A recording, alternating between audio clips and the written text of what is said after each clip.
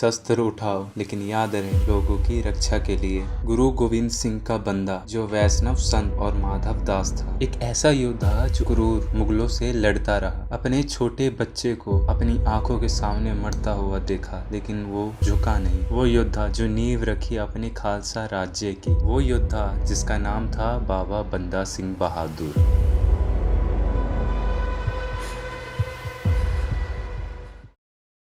27 अक्टूबर 1670 को जम्मू कश्मीर के राजपूत परिवार में जन्मे लक्ष्मण देव। बचपन से ही वो तीर चलाने में माहिर थे, लेकिन एक दिन उनके तीर से एक हिरनी का वध हो गया जो पेट से थी। अपनी आंखों के सामने उस हिरण को मरते देख और उसके 2 बच्चे को मरते देख वह टूट गए। लक्ष्मण देव उसी समय अपना बाण तोड़कर फेंक दिया और वैरागी बनने की कसम खा ली। महाराष्ट्र में गोदावरी नदी के पास एक छोटा सा आश्रम बनाने के बाद उनका नाम पड़ा माधव दास।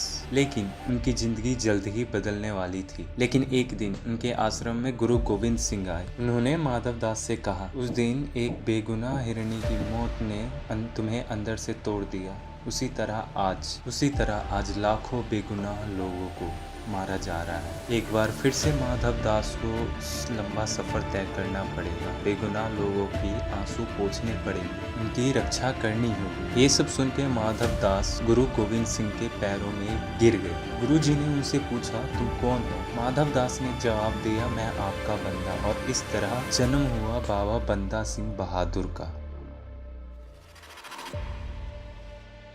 अपने अमृतपान करने के बाद काफ़ी समय तक बंदा सिंह गुरु गोविंद सिंह के साथ रहे।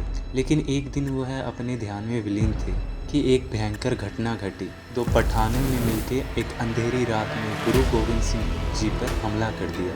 गुरु साहब ने उन पठानों को मार गिराया, लेकिन तब तक उनकी पीठ में चाकू घोंपा गया, जिसके जख्म काफ़ी गहरे थे। अपने इस हालत में गुरु गोविंद सिंह जी ने अपना मकसद सबसे आगे रखा। गुरु गोविंद सिंह जी ने बाबा बंदा सिंह जी को सिखों का सेनापति घोषित किया, जो कुछ ही समय पहले संत माधव दास थे, जो अब बिना किसी खास मिलिट्री ट्रेनिंग के पूरी मुगल सल्तनत से लड़ने चले थे। 1708 आते आते मुगल बादशाह बहादुर शाह दक्षिण की ओर चढ़ाई कर रहे थे, और इसी बात का फ़ायदा उठाते हुए बाबा बंदा सिंह अपने साथियों के साथ उत्तर की ओर पहुंचते हैं। उनकी मंजिल थी सरहिंद। मुगलों का बहुत बड़ा और बहुत महत्वपूर्ण सूबा होता था। सरहिंद पर जीत पा लेने का मतलब था पंजाब में बैठे मुगल शासकों को एक गहरा घाव देना। इसी के साथ सरहिंद पर राज करने वाले नवाब का नाम था वजीर खान। वही वजीर खान जो गुरु गोविंद सिंह के दोनों बेटों को जिंदा दीवार में चुनवा देने का हुक्म दिया था। वही वजीर खान जो आधी रात में गुरु जी पर हमला करवाया था। 1709 आते आते बाबा बंदा सिंह सोनीपत, कैथल, खदान, थस्का, मुस्तफाबाद, करनाल, कपूरी जैसे शहरों को मुगल जुल्मियों से आज़ाद करवाया था। और अब उनकी अगली मंजिल थी समाना। गुरु गोविंद सिंह के पिता गुरु तेग बहादुर का सर कलम करने वाले जलालुद्दीन जल्लाद का शहर। गुरु सिंह के बेटों को तड़पा तड़पा के मारने वालों का शहर। बाबा बंदा सिंह जी ने अपनी शातिर युद्ध नीति अपनाई। जल्द ही उन्होंने किले को भेद दिया। देखते ही देखते मुगल सेना की ताकत पत्तों की तरह बिखर गई। दिन के सूरज ढलने से पहले ही वह समाना पर अपना विजय परचम लहरा दिए। धीरे धीरे बाबा बंदा सिंह मुगल सेना को खदेड़ते हुए वह वजीर खान के महल तक पहुंच गए, क्योंकि अब बारी थी सरहिंद की। वजीर खान बहुत चालाक था। वह न सिर्फ अपना किला मजबूत बनाया था, बल्कि वह अपने सैनिकों को बाबा बंदा सिंह के सैनिक में भेष बदल कर भेज दिया था। उनका प्लान था जंग के बीच उनके सिपाही बाबा बंदा सिंह बहादुर के सेना को अंदर से खत्म करते जाएंगे। वह समाना की लड़ाई से सबक सीख चुका था। उसने दुश्मन का इंतजार नहीं किया, बल्कि अपनी सेना को बाबा बंदा सिंह पर हमला करने भेज दिया। और इधर बाबा बंदा सिंह को इस बात की खबर मिलते ही उन्होंने भी जंग की तैयारी शुरू कर ली और चढ़ाई शुरू करी। सरहिंद से 26 किलोमीटर दूर 56 छुरी पर दोनों सेनाओं का आपस में आमना सामना हुआ। बाबा बंदा सिंह के पास तीर कमान और तलवार और हाथी घोड़े थे और वजीर खान के पास आधुनिक बंदूकें और तोप के गोले थे। एक के बाद एक उनके ऊपर तोप के गोले बरसते चले गए। हर जगह धुआं और बारूद की बदबू फैल गई। बढ़ती हुई निराशा के बीच सिख सेना ने देखा कि उनका लीडर धुएं को चीरता हुआ डटकर आगे बढ़ा जा रहा था। ये देखकर सेना का जोश बढ़ा और उन्होंने दुश्मनों पर ढाबा बोल दिया। वह तोप के गोले से बचते हुए उन्होंने पीछे जाकर मुगल सेना को हथियारों के बल से खत्म करना शुरू किया और अब तक वजीर खान भी जंग में उतर चुका था। उसका प्लान सफल रहा। वजीर खान के सिपाही सिख सेनाओं को अंदर से खत्म कर रहे थे। कौन अपना और कौन पराया ये समझना मुश्किल हो गया था। बाबा बंदा सिंह बहादुर के सेनापति फतेह सिंह की नज़र वजीर खान पर पड़ती है। वह पूरी रफ्तार से उसकी तरफ दौड़ते और पलक झपकते ही तलवार के एक ही वार से उसका सर धड़ से अलग कर दिया। सरहिंद के जीत के बाद बाबा बंदा सिंह अपने राज्य की शुरुआत करी। सरहिंद का नाम बदल के उन्होंने उसका नाम लोहागढ़ रख दिया और उसे अपनी राजधानी घोषित किया। उन्होंने गुरु नानक जी और गुरु गोविंद सिंह के नाम के सिक्के जारी किए। बाबा बंदा सिंह बहादुर ने अपने राज्य से जमींदार और जात पात जैसे प्रथाओं को खत्म कर दिया।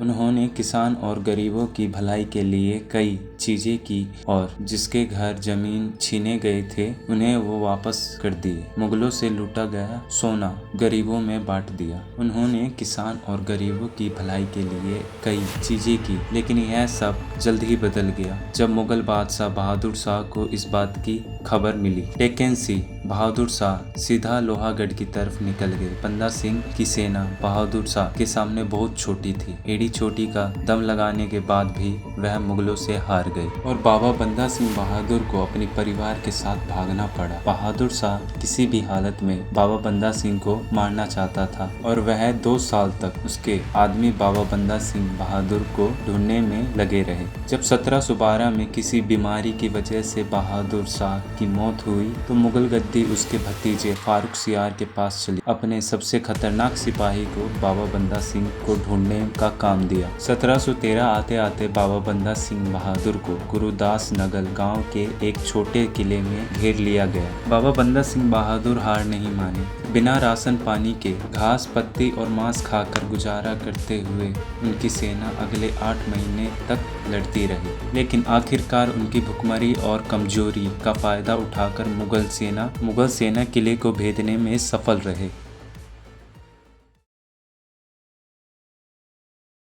सिख कैदियों को पूरी तरह बेइज्जत करने के लिए एक जुलूस के साथ उन्हें दिल्ली ले जाया गया। सबसे आगे हाथी के ऊपर रखे लोहे के पिंजरे में कैद बाबा बंदा सिंह बहादुर, उसके पीछे जंजीरों में कैद ऊंट पर बंधे हुए थे उनके 744 सैनिक। पूरे रास्ते उनके ऊपर लगातार चाबुक चलाए जा रहे थे, लेकिन इस सब के पीछे लंबे बांस की लकड़ियों पर टंगे 2000 सर। दिल्ली ले जाने के बाद सबको कैद कर लिया और शुरू हुआ भयंकर जुल्म का सिलसिला। हर सिपाही से पूछा जाता कि वो इस्लाम अपनाएंगे या मौत चुनेंगे और वो मुस्कुराकर अपने गुरु का नाम लेते हुए और मृत्यु को अपनाते।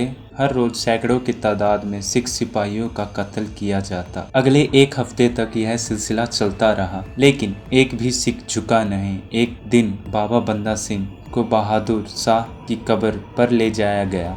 उसे कहा गया था कि बहादुर शाह की कब्र पर अपना सर झुकाए और इस्लाम कबूल करे। उन्होंने कोई जवाब नहीं दिया, बस अपने गुरु का नाम जपते रहे। उसके बेटे अजय सिंह को उसके पास लाकर गर्दन पर चाकू रखा गया और एक बार और फिर पूछा गया, इस्लाम अपनाओगे? बाबा बंदा सिंह के बेटे ने भी मुस्कुराकर अपने गुरु का नाम लिया। देखते ही देखते बाबा बंदा सिंह बहादुर की आंखों के सामने उनके बेटे को चीर दिया गया। उसके दिल निकालकर उसे उसके मुंह में ठूसने की कोशिश की गई थी। गुस्से में बाबा बंदा सिंह बहादुर ने एक ऐसी दहाड़ लगाई कि जल्लाद भी एक पल के लिए डर गया। लेकिन इतने जुल्म करने के बाद भी फारूक सियार रुकने वालों में से नहीं था। बाबा बंदा सिंह बहादुर की आंखें नोच ली गई, उनके हाथ पैर काटकर उनके बदन को चीर चीर कर उन्हें एक भयंकर मौत दी गई। अपनी आखिरी सांस तक बाबा बंदा सिंह बहादुर मुगलों के सामने झुके नहीं। इतने जुल्म सहने के बाद भी उनके मुंह से बात तक नहीं निकली। वो बस अपने गुरु का नाम जपते रहे। एक समय ऐसा भी आया था कि बाबा बंदा सिंह बहादुर ने लाहौर और कसूरी को छोड़कर लगभग पूरा पंजाब जीत लिया। उसने राजपूत बचपन से लेकर एक वैष्णव संत और उसके बाद एक सिख योद्धा का सफर आसान नहीं था, लेकिन बाबा बंदा सिंह बहादुर ने अपनी पूरी जिंदगी कमजोर की सेवा और बेसहारों की मदद करने में बिताई। वीडियो कैसी लगी कमेंट में जरूर बताएं और ऐसे ही वीडियो देखने के लिए जीत नाउ को सब्सक्राइब करें। मिलते हैं एक ऐसे ही नई वीडियो में, तब तक के लिए थैंक्स फॉर वॉचिंग।